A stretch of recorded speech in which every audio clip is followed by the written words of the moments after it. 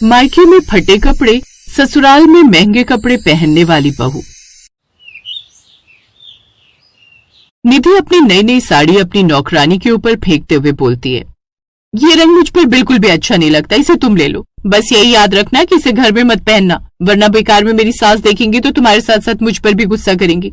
तुम तो जानती हो ना कि वो कितने ज्यादा गुस्से वाली हैं।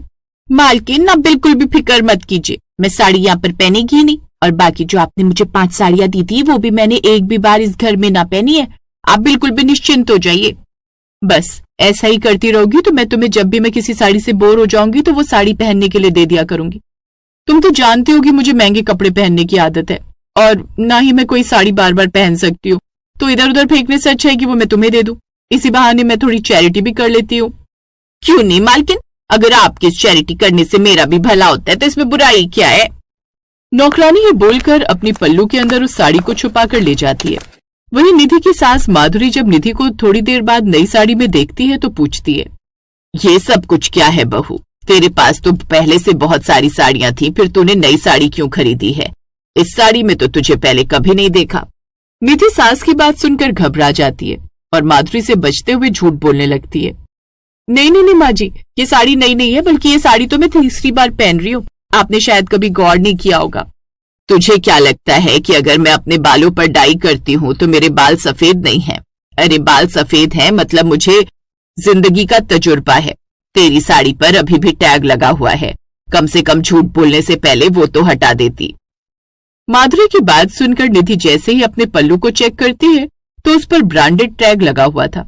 अब वो जल्दी से उस टैग को हटाकर फेंक देती है और अपने कमरे की तरफ भाग जाती है। ऐसे कुछ दिन गुजरते हैं और एक दिन जब माधुरी शाम को टहलने के लिए मार्केट जाती है तभी उसे उसकी पड़ोसन मिलती है और कहती है, और बता माधुरी, कैसी है तू? सुना है तेरी बहू ने नए कपड़े ले लेकर तुझे परेशान किया हुआ है। ज्यादा ही अमीर घर की बहू ले आई क्या तू? कैसी बातें कर रही है? हमारे घर के जो ड्राइवर थे ना, उनकी बेटी है वो। अपने घर में यानी मायके में तो वो फटे हुए पुराने कपड़े पहनती थी, लेकिन जब से निधि शादी करके यहाँ आई है उसके तो पैर जमीन पर ही नहीं टिक रहे। जब देखो कपड़े खरीद कर पैसे बर्बाद करती रहती है। मैं कुछ समझी नहीं माधुरी, मैं तो विदेश से अभी अभी यहाँ पर शिफ्ट हुई हूँ और तेरी मेरी दोस्ती हो गई। मेरे आने से पहले तेरे घर में बहू आ गई थी, तो ड्राइवर की बेटी तेरे घर में कैसे आ गई? दरअसल बात यह है कि मेरे पति और निधि के पिताजी दोनों किसी काम से जा रहे थे और उनका एक्सीडेंट हो गया। अब निधि बेचारी अनाथ हो गई थी, तो फिर हमने उसे अपने घर की बहू बना लिया। लेकिन वो तो हम पर एहसान मानने की बजाय हमारे पैसों में आग लगाने के पीछे पड़ी रहती है। अगर वो इतने बुरे हालातों से इस घर में आई है तब तो उसे तुम लोगों का एहसान मानना चाहिए और इस तरह की हरकतें नहीं करनी चाहिए। माधुरी, बुरा मत मान, लेकिन तुझे अपनी बहू को उसकी असली औकात याद दिलवानी चाहिए। पड़ोसन की बात सुनकर अब वो वहाँ से चली जाती है और माधुरी को भी उसकी बात ठीक लगती है। दरअसल माधुरी अपनी बहू को बहुत प्यार किया करती थी, इसलिए उसे कुछ नहीं कहती थी, और ऊपर से निधि अनाथ थी इसलिए भी उसे ज्यादा परेशान नहीं किया करती थी। शाम को जब माधुरी का बेटा अश्विन घर आता है तो आते ही ड्राइंग रूम में निधि पर गुस्सा करते हुए कहता है, ये सब कुछ क्या है निधि? आज भी तुमने 10,000 की शॉपिंग की, तुम्हें बिल्कुल भी शर्म नहीं है? ये पैसा क्या मैं चोर बाजार से कमा रहा हूँ जिससे तुम खर्च किए जा रही हो? हाँ, माफ कर दीजिए, दरअसल मैं शॉपिंग करने गई थी अपनी सहेली के साथ और मुझे एक साड़ी पसंद आ गई और मैं उसे लेकर आ गई। क्या बात कर रही हो तुम? मुझे लगा था तुम 2-4 साड़ियां लेकर आई हो, पर ये तो पूरे 10,000 का बिल है। 10,000 की एक साड़ी लेकर आई हो?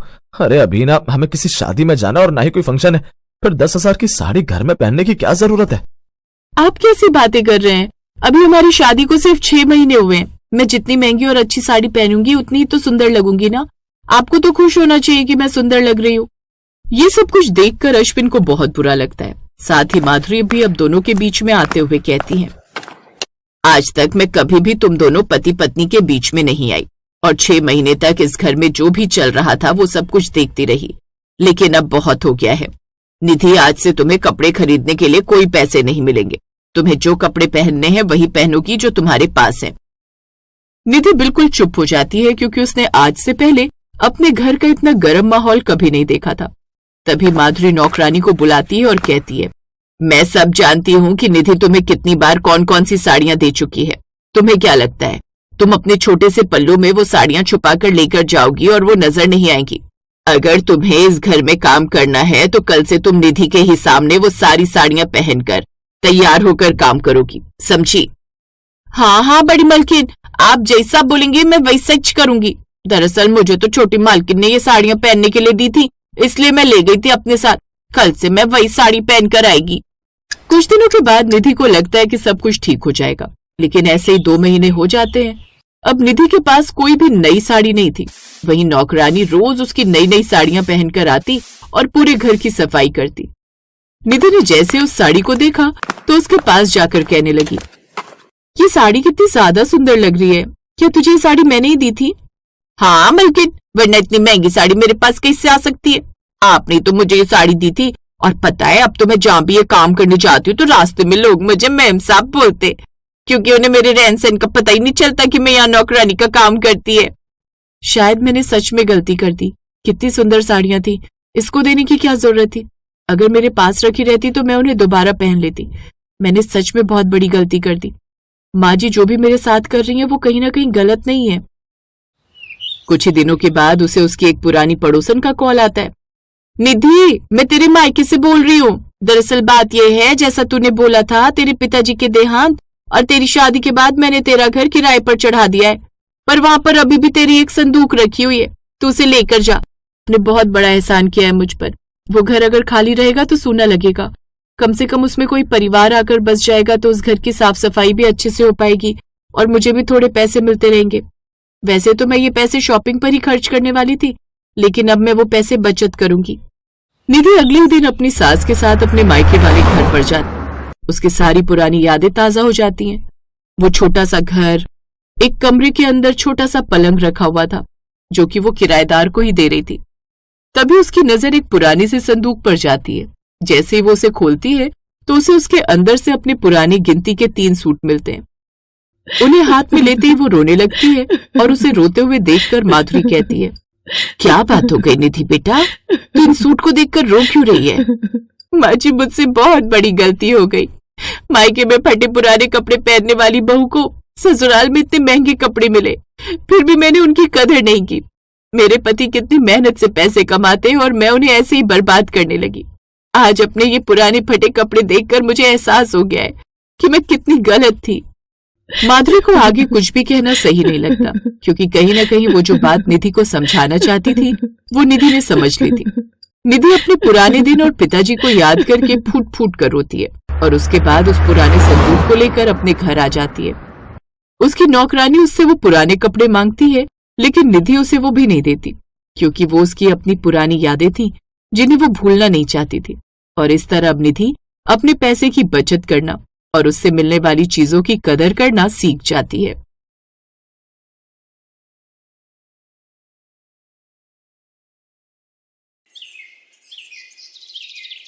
सुबह सुबह पायल अपने घर में पोछा लगा रही थी। ठंडे पानी में काम करने की वजह से उसके हाथ पूरी तरह से लाल हो गए थे। वो बिना शॉल और स्वेटर के ठंड से बुरी तरह कांप रही थी। काम करते करते वो खुद से कहती है, अगर आज माँ जिंदा होती तो मुझे अपने ही घर में ही सारी दुख तकलीफें नहीं झेलनी पड़ती। दादी को कुछ कहूंगी तो उनकी तबीयत खराब हो जाएगी, इसलिए सौतेली माँ मुझ पर जितने भी जुल्म करती है मुझे वो सब सहने पड़ते हैं। मैं चाहकर भी कुछ नहीं कर पाती।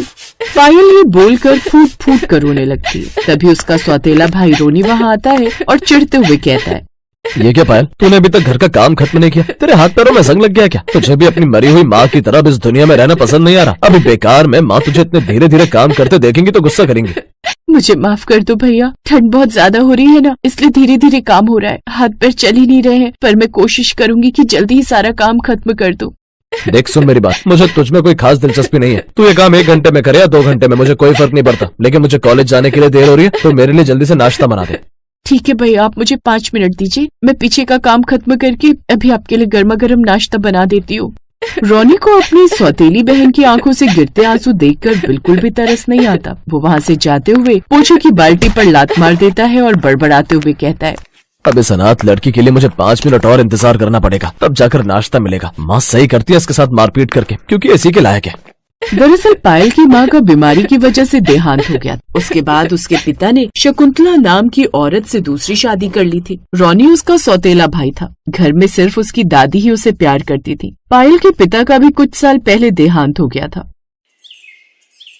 पायल मेरी बच्ची, इस तरह कब तक इन लोगों के जुल्म सहती रहेगी? अब तू शादी करके यहाँ से चली जा। हो सकता है कि मायके में सब तेरे लिए पराए हैं तो क्या हुआ, तुझे ससुराल में कोई अपना मिल जाए।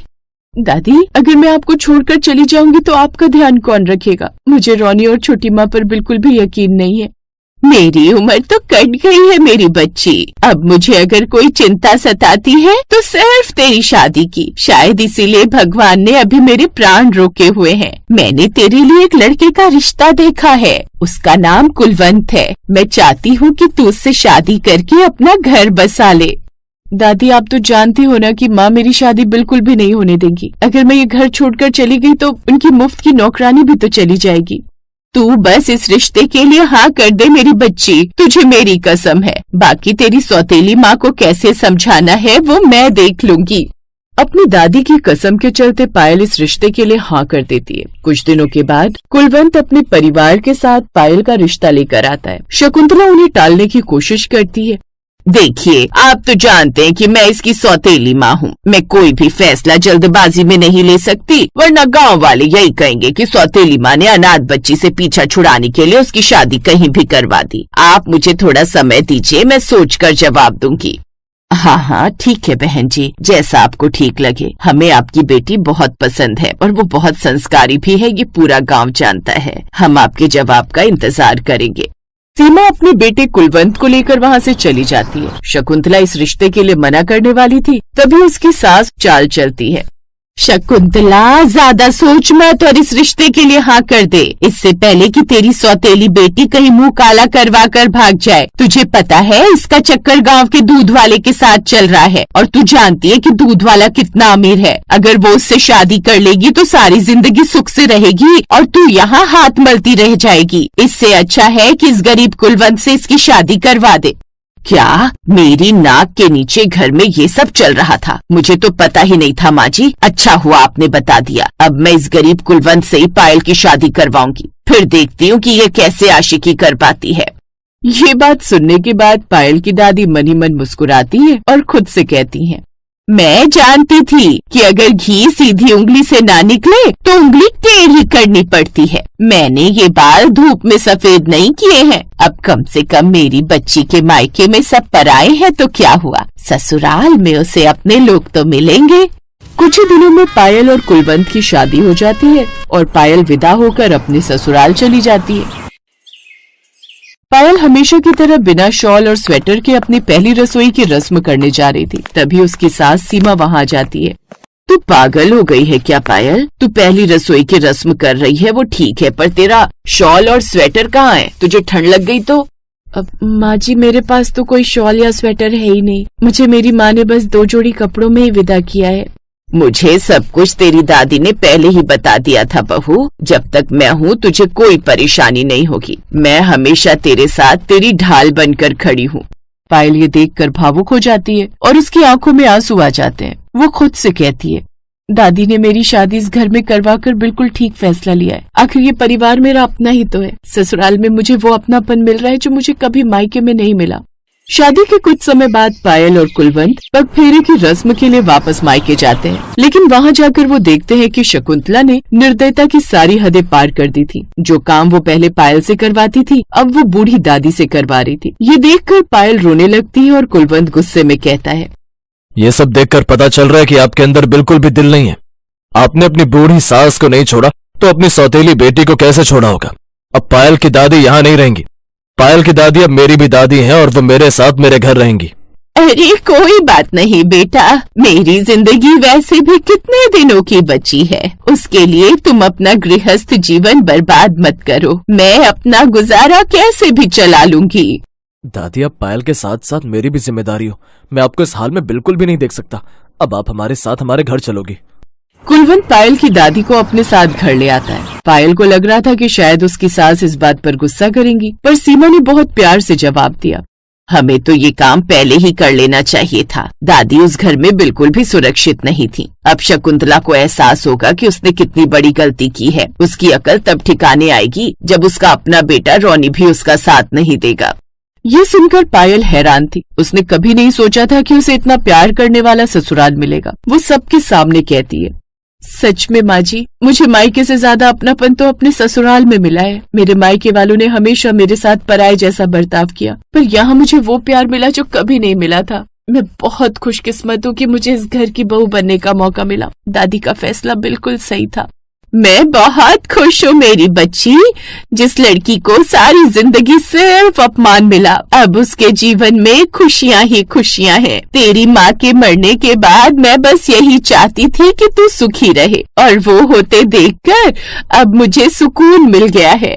इस तरह पायल की जिंदगी में सब कुछ ठीक हो जाता है। वहीं दूसरी तरफ शकुंतला का अपना बेटा रोनी उसकी नाक में दम करके रखता है। शकुंतला को अब एहसास होता है कि पायल ने उसके कितने अत्याचार सहे थे, लेकिन पायल अब आगे बढ़ चुकी थी। शकुंतला को अब पछतावे के आंसुओं के साथ ही अपना जीवन बिताना पड़ता है।